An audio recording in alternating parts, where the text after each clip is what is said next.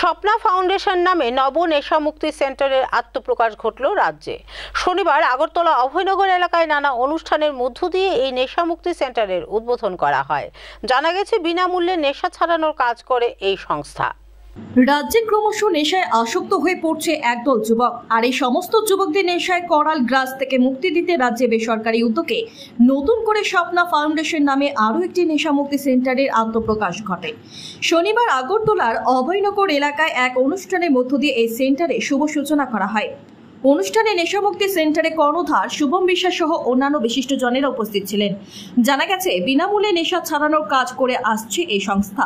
নমস্কার, আজকে আমরা উজান অভয়নগর স্থিত নিউ স্বপ্না ফাউন্ডেশনের একটা নতুন সংস্থার ইনোগ্রেশনে আজকে একত্রিত।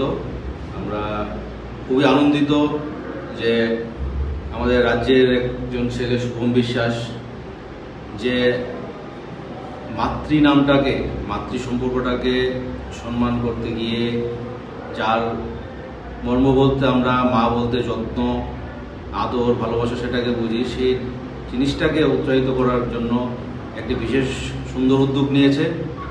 ও আজকে ওর জন্মদিন উপলক্ষে ওর মা স্বর্গীয় স্বপ্না বিশ্বাসের নামে একটি রিহাব কাম শেল্টার হোমের আজকে উদ্বোধন করতে যাচ্ছে।